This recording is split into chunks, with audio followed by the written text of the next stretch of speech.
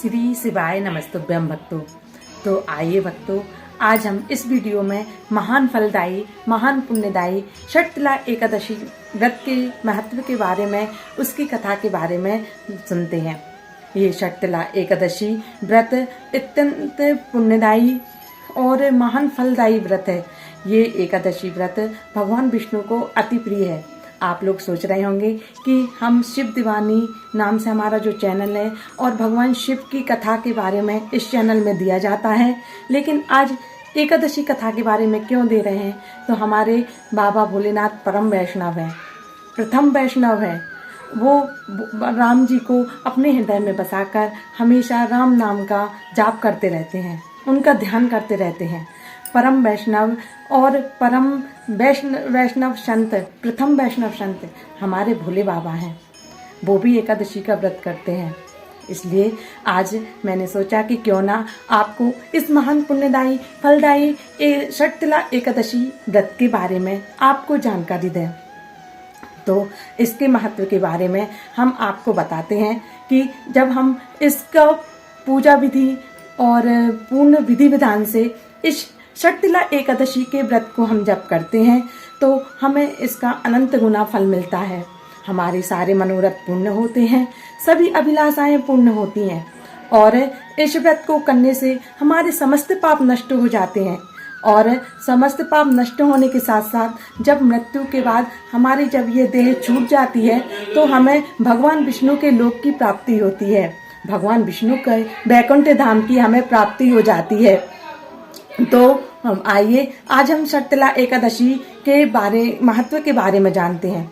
जो व्यक्ति इस षटतिला एकादशी के व्रत को करता है उसे कन्यादान, स्वर्णदान के व्रत के फल के बराबर इसके पुण्य का फल है। जो षटतिला एकादशी के हजारों सालों की तपस्या के बराबर इस व्रत का फल हमें मिलता है। जो व्यक्ति इस षटतिला एकादशी का व्रत करता है उसके पुण्यों का बखान स्वयं ब्रह्मा जी भी नहीं कर सकते हैं। इसलिए हमें सभी को मिलकर षटतिला एकादशी का व्रत जरूर करना चाहिए। और जो व्रत नहीं कर सकते हैं तो उन्हें षटतिला एकादशी के दिन भगवान विष्णु का, शालक राम जी का, हमारे छोटे से लड्डू गोपाल जी का जरूर से पूजन करना चाहिए और तिल से उनको स्नान कराना चाहिए। और अगर हम व्रत न कर पाए तो पूजन अवश्य करें और ओम नमो भगवते वासुदेवाय का मंत्र जाप अवश्य करें। षटतिला एकादशी छह चीजों से मिलकर बनी है। इसमें षट का मतलब होता है छह और तिला का मतलब होता है तिल, मतलब 6 प्रकार से तिल का प्रयोग करने पर हम षटतिला एकादशी का व्रत करते हैं।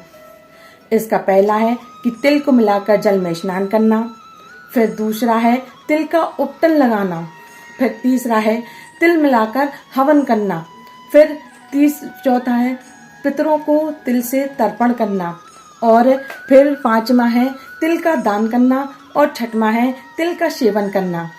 तो आइए षटतिला एकादशी के बारे में हमने आपको जानकारी दी, तो अब इसकी पूजा विधि कैसे करनी चाहिए वह हम आपको बताते हैं। षटतिला एकादशी के दिन सुबह से ब्रह्म मुहूर्त में उठकर स्नान कर ओम नमो भगवते वासुदेवाय का जाप करें, तिल का उपटन लगाएं और तिल डालकर स्नान करें।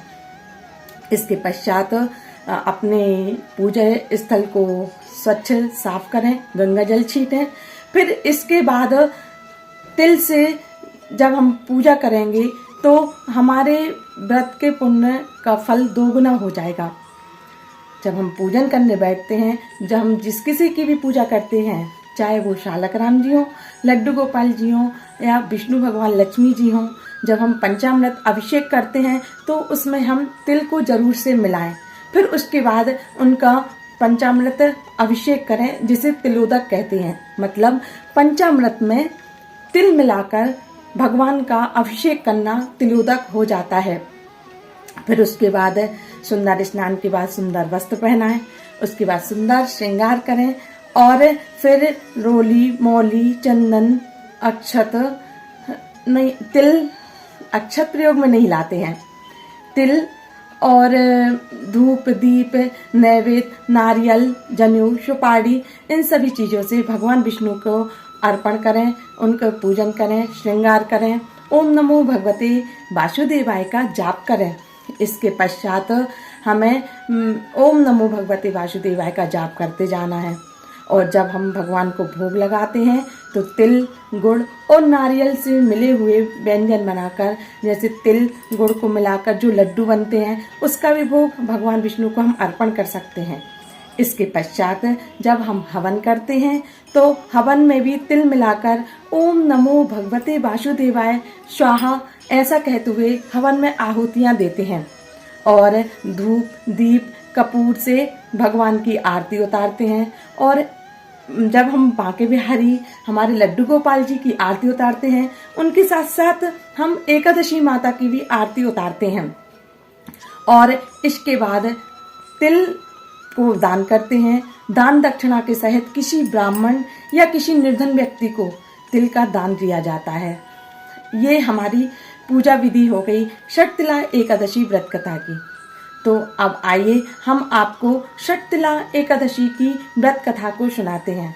जो व्यक्ति इस कथा को कहता है, सुनता है और पूर्ण श्रद्धा भाव भक्ति से अपने इस व्रत को करता है, एकादशी व्रत को करता है, वह उसके सारे पाप तो नष्ट होते ही हैं, साथ ही वह अंत में विष्णु लोक को, विष्णु धाम को जाता है। तो आइए षटतिला एकादशी व्रत कथा सुनते हैं। बोलो बांके बिहारी लाल की जय, विष्णु भगवान की जय। आइए षटतिला एकादशी व्रत कथा को सुने। एक बार पुलस्त ऋषि से दालभ्य ऋषि ने पूछा कि हे ब्राह्मण, मृत्युलोक में मनुष्य दूसरों की चोरी तो करता है, ईर्ष्या करता है तथा ब्रह्म हत्या आदि महान पाप करने पर भी नरक को प्राप्त नहीं होता, इसका क्या कारण है? सो आप कृपा करके कहिए। पुलस्त ऋषि ने कहा, हे महाभाग, आपने यह बड़ा ही रहस्यमय प्रश्न पूछा है, जिस रहस्य को ब्रह्मा, विष्णु और इंद्र भी नहीं जानते हैं। माघ माह के प्रारंभ से ही मनुष्य को स्नान आदि से शुद्ध रहना चाहिए। काम, क्रोध, लोभ, मोह और ईर्ष्या इत्यादि को छोड़कर इंद्रियों के बस में करके भगवान का स्मरण करना चाहिए और पुष्प नक्षत्र में हाथ पैर धोकर गोबर में तिल और कपास मिलाकर कंडे थापना चाहिए। तब उन कंडों से 108 बार हवन करना चाहिए। यदि उस दिन द्वादशी और मूल नक्षत्र हो तो संयम के साथ रहना चाहिए। फिर जो कृष्ण पक्ष की एकादशी हो उस दिन व्रत, रात्रि जागरण और हवन करना चाहिए। इस एकादशी को षटतिला एकादशी कहते हैं। दूसरे में भगवान का पूजन करना चाहिए और खिचड़ी का भोग लगाकर पेठा, नारियल, सुपारी सहित अर्घ देकर स्तुति करनी चाहिए। हे भगवान, मैं आपकी शरण में हूँ। आप संसार में डूबते का उद्धार करने वाले हो। हे कमल नेत्र, हे विशंभर, हे पुंडरीकाक्ष, हे जगत गुरु, मेरे इस तुच्छ अर्घ्य को आप स्वीकार कीजिए। फिर ब्राह्मण को जल से भरा कुंभ दान देना चाहिए तथा श्यामा गाय और तिल का पात्र दान करना चाहिए। इस प्रकार जो मनुष्य जितने तिल दान करता है वह उतने ही सहस्त्र वर्ष स्वर्ग में निवास करता है। तिल स्थान, तिल का हवन, तिल का भोजन, तिलोदक, तिल का उपटन, तिल का दान, यह षटतिला कहलाती है। इससे अनेक प्रकार के पाप नष्ट हो जाते हैं। नारद जी ने कहा, हे प्रभु, आपको नमस्कार है। इस षटतिला एकादशी व्रत करने से क्या क्या पुण्य होता है सो समझाकर कहिए। भगवान श्री कृष्ण बोले, हे मुनि, एक समय मृत्यु लोक में एक ब्राह्मणी सदा व्रत किया करती थी। वह ब्राह्मणी बहुत बुद्धिमान थी। एक बार वह 1 माह तक व्रत करती रही, जिसके कारण उसका शरीर अति क्षीण हो गया। इतना करने पर भी उस ब्राह्मणी ने किसी देवता तथा ब्राह्मण को अन्न तथा धन दान नहीं दिया।